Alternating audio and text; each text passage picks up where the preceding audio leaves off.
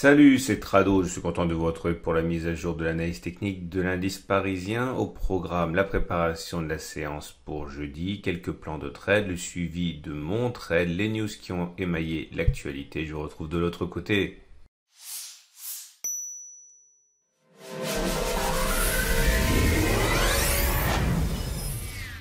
Les séances se suivent et ne se ressemblent pas. 1,4% abandonné aujourd'hui à la Bourse de Paris.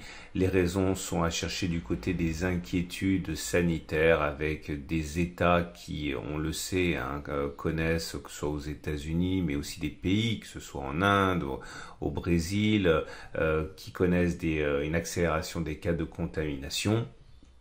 Et à partir de là, si les news ne sont pas exceptionnellement bonnes du côté des statistiques économiques pour contrebalancer, eh bien l'inquiétude reprend le dessus et c'est ce qui s'est passé aujourd'hui avec des statistiques qui n'étaient pas forcément folichonnes sans être non plus inquiétantes, mais encore une fois, les inquiétudes ont pris le dessus sur les espoirs de reprise économique rapide. C'était pour aujourd'hui et le support mineur ici est une fois de plus sollicité. Nous sommes à 4980 5047 sur une zone où le rebond peut intervenir à n'importe quel moment puisqu'il s'agit d'un support, un support mineur. C'était une résistance qui a été cassée, qui a donc changé de polarité et qui est donc devenu support.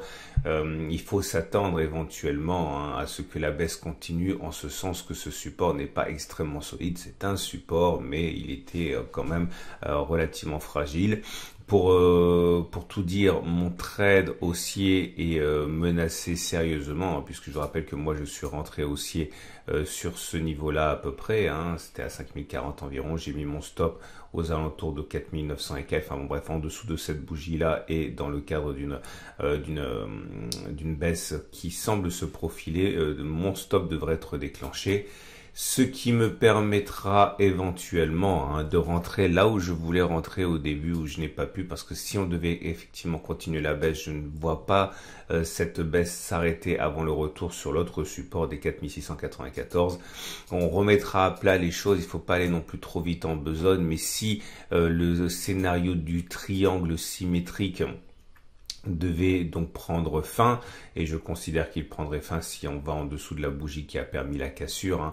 Il faudra réadapter tout, mais bon, on pourrait toujours avoir le scénario d'un triangle descendant droit. Alors par contre, celui-là, il serait il serait bien différent, il serait tracé de cette manière-là, on verra. Mais pour l'instant, encore une fois, on ne peut pas écarter complètement que les objectifs autres du triangle symétrique soient atteints. Pour l'instant, on a atteint que le premier objectif, les deux premiers objectifs. Le premier objectif qui était la hauteur de la dernière oscillation complète qu'on considère être celle-là en fait. Mais c'était pas très clair, j'en ai parlé lorsque ça s'est produit, parce que parfois c'est plus simple que d'autres. Si cet objectif il a été rallié, si le deuxième objectif,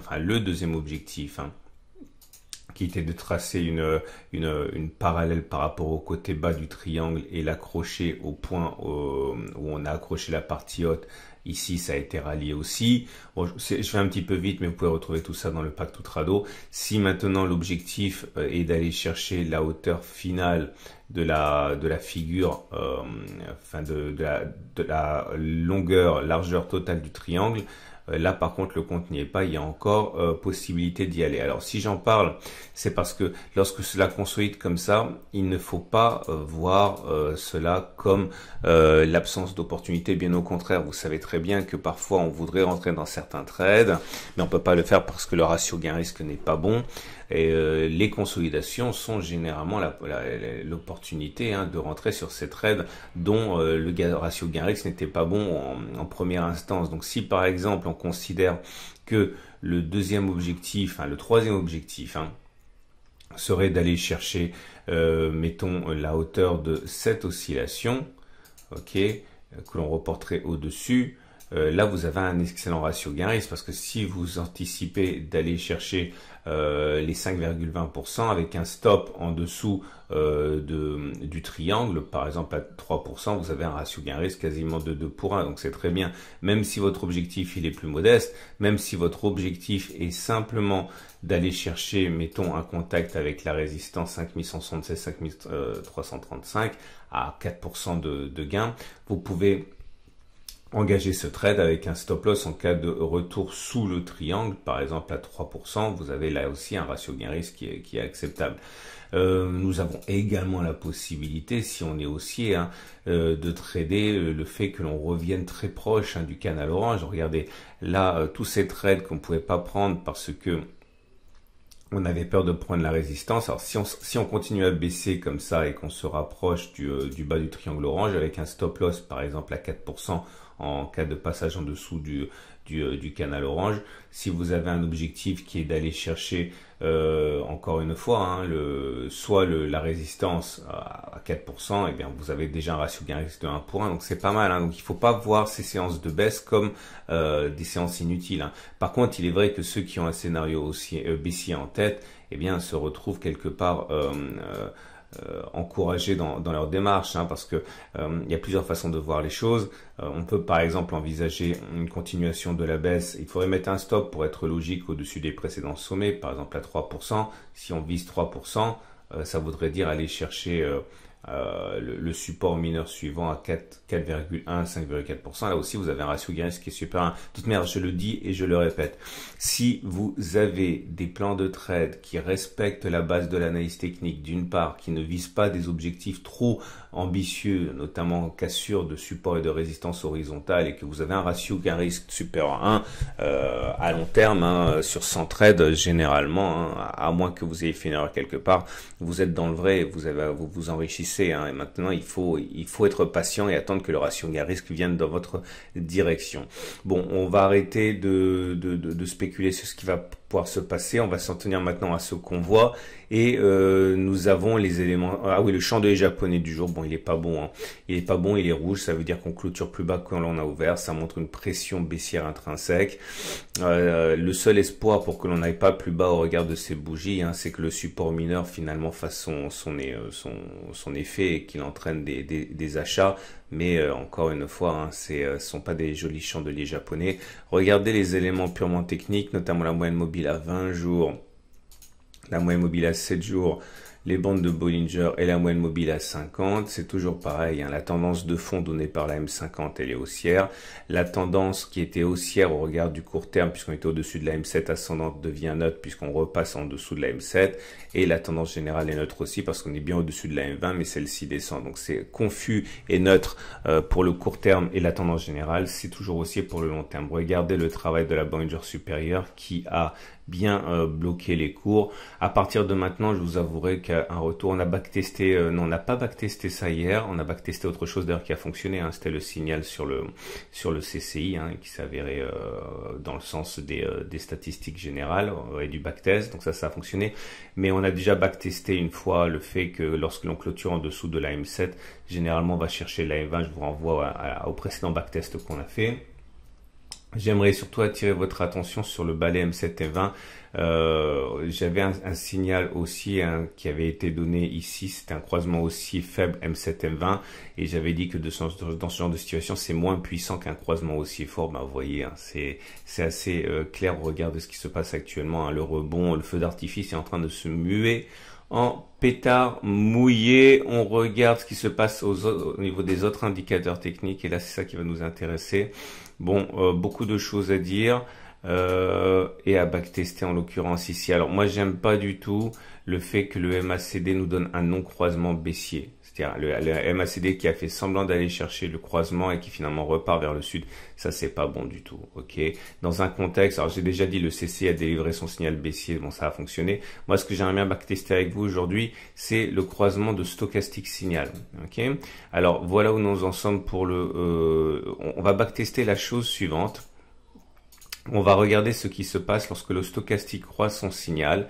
Alors c'est un backtest qui a pas été fait sous la forme que je vais vous présenter aujourd'hui. J'ai déjà backtesté ce signal, mais avec une recherche d'éléments différents. En l'occurrence ici, ce que je voudrais, c'est voir si lorsque le stochastique croise son signal, eh bien, est-ce que l'on... Attendez, je vais mettre le texte, les prix, ça va aller mieux. Est-ce que l'on a plus de chances de perdre 1% par rapport à la clôture, ou de repasser le nez au-dessus des plus hauts de la bougie de cassure? de signal baissier. Bon, clairement, le test sera réputé gagné si je perds 1% par rapport à la clôture du jour, et le test sera réputé perdu si je passe le nez, pas que je clôture, mais que je passe le nez au-dessus des 5037. Donc c'est parti. Je vous rappelle que tout ce qui suit est donné à titre purement pédagogique pour partager ma méthode, mais il n'y a pas suffisamment d'occurrences dans mon échantillon pour que ce soit valable. C'est simplement pour vous donner des idées. Alors voilà, c'est parti. Nous avons un premier signal qui a été donné ici sur le stochastique et on a perdu 1% avant de repasser au-dessus de la bougie. Un autre test ici qui a été gagnant, le stochastique a croisé son signal et on a perdu 1% avant de repasser au-dessus de cette bougie. Bon, on a perdu 1,5% ici. Un test qui a été perdu ici, enfin puisqu'on est passé en dessous du signal ici, mais on est repassé au-dessus du niveau avant de perdre 1%. On a un autre test ici qui a été réussi. Vous voyez, on a passé le signal, le stochastique a donné son signal ici, on a perdu 1%. Je ne regarde pas si on a perdu 2, 3, 4, 5% ou juste 1%. Je regarde simplement si on a au moins perdu 1%. Là, c'est un test qui a échoué, hein, puisque on a baissé, mais on n'a pas perdu 1% avant de repasser au-dessus. Bon, bref, on va les faire rapidement. Succès, échec, échec, succès, 3 échecs.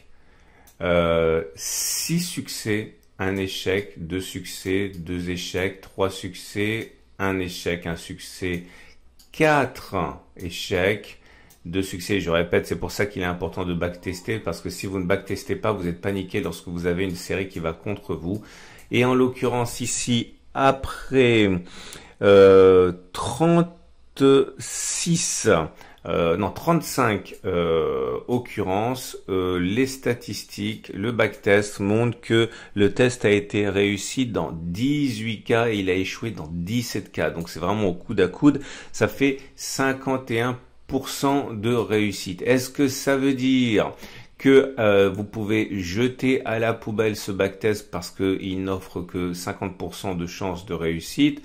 Non, bien sûr que non, parce que ce n'est pas parce que vous avez raison une fois sur deux que vous pouvez pas vous enrichir. Prenons des choses caricaturales. Si vous avez raison une fois sur 3, mais que quand vous avez raison, vous gagnez 4 fois plus que quand vous avez tort, c'est extrêmement rentable. Clairement, en fait, ce que ça signifie ici, c'est que même si vous n'avez raison qu'une fois sur 2, en imaginant, je dis n'importe quoi, c'est simplement pour vous donner des exemples, hein, que on remonte un petit peu, comme ça, demain, ok, et vous savez très bien que vous avez votre stop loss qui serait mis au-dessus de cette bougie à 0,7%, mais vous savez également que vous avez une chance sur 2 de finalement perdre que ça perde encore 1%, eh bien, vous avez un ratio gain-risque qui est intéressant, et même si vous avez raison une fois sur 2, eh bien, quand vous gagnez plus quand vous avez raison que vous ne perdez quand vous avez tort, c'est extrêmement rentable. Encore une fois, il n'y a pas de conseil dans ce que je dis, il n'y a qu'un partage de ma façon de travailler.